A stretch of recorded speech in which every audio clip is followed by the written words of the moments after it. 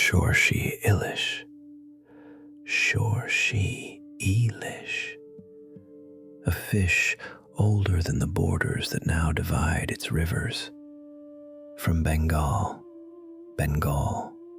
where the Padma and the Meghna pour into the bay, and the silver Ilish swims home against the monsoon current, to be met every rainy season by the one sauce a Bengali kitchen reveres above all others: mustard, ground by hand. They call the Ilish the queen of fish, and in Bengal that is not flattery, it is rank. No fish is loved more, no fish is mourned more when its season ends.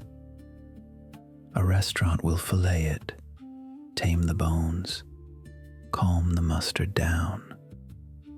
But the home kitchen does the opposite. It keeps the bones. It keeps the pungency sharp enough to clear the eyes.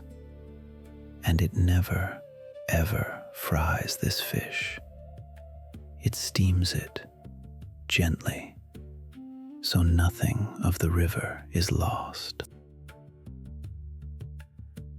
2 servings, 15 minutes to prepare, 15 to steam, 12 ounces of Ilish steaks, 2 tablespoons of yellow mustard seed, 1 tablespoon of brown mustard seed, 1 tablespoon of poppy seed, pasta, 6 whole green chilies, half a teaspoon of turmeric, 1 teaspoon of salt, and 3 tablespoons of raw mustard oil, cold pressed, sharp enough to sting.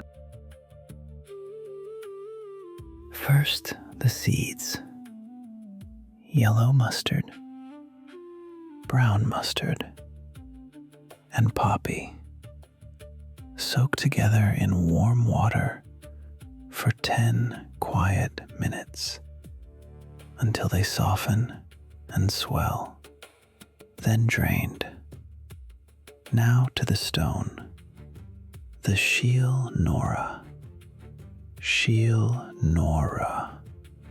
the flat grinding slab at the heart of every Bengali kitchen. Add the green chilies, add the salt, and grind slowly until the seeds surrender into a paste, smooth as wet silk, the palest gold. There is a secret in that grinding, and the grandmothers have always known it. Mustard, bruised and left to itself, turns bitter, harsh on the tongue. But ground together with salt and with the green chili, the bitterness never comes. The paste stays clean, pungent, alive. The salt is the safeguard. Never skip it. Never rush the stone. Now, the fish.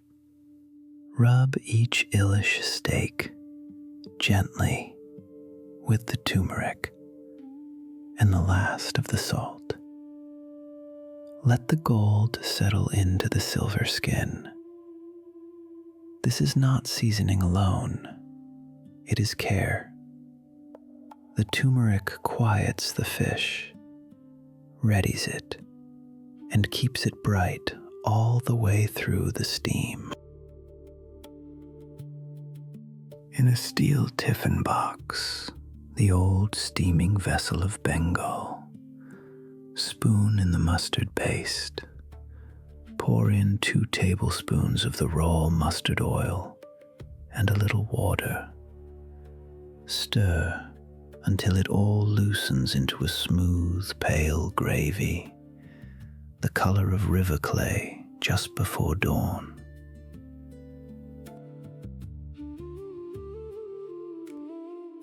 Lay the steaks into the gravy and spoon it over them till each piece wears a coat of mustard. No browning, no frying, just the paste and the fish. Tuck the whole green chilies around them, slit so their heat can breathe. Then the last spoon of raw mustard oil drizzled over the top to seal the sharpness in. Close the lid. Set the box into a wide steamer over water already simmering and let it go. Medium low, 15 minutes. No stirring, no lifting the lid to look. Inside, the steam does everything.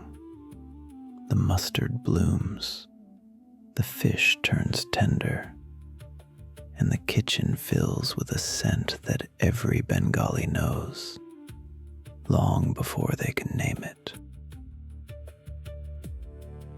The Ilish is not merely eaten in Bengal. It is awaited. Through the dry months it lives far out in the bay, silver and unreachable. Then the monsoon comes, the rivers swell, and the fish turns upstream into the Padma and the Hooghly to spawn. The first Ilish of the rains is an event, carried home wrapped in newspaper, weighed in the hand, argued over in the market with real feeling. They share this fish across a border that history drew straight through its waters. In Bangladesh, it is the national fish, the pride of the Padma. In West Bengal, the glory of the Hooghly.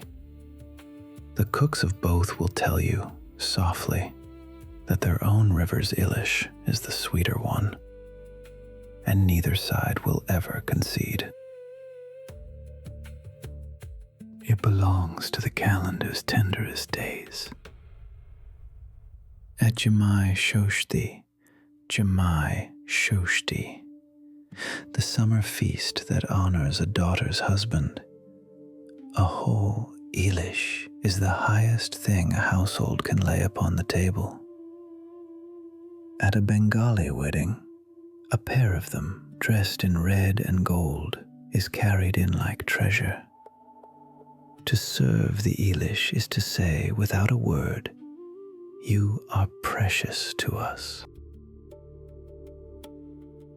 And it is, above all, a monsoon fish. When the first heavy rain darkens the afternoon, a Bengali kitchen already knows what to do. Steam the Ilish in mustard, eat it with plain white rice, and listen to the water fall. There is no dish that tastes more like home in the season that feels most like it. Open the lid. The steam lifts, mustard sharp and warm, and the Ilish sits in its pale gold gravy, just set, just tender. Spoon it over a mound of plain white rice, bones and all, the way Bengal has always eaten it. Eat slowly, with your fingers.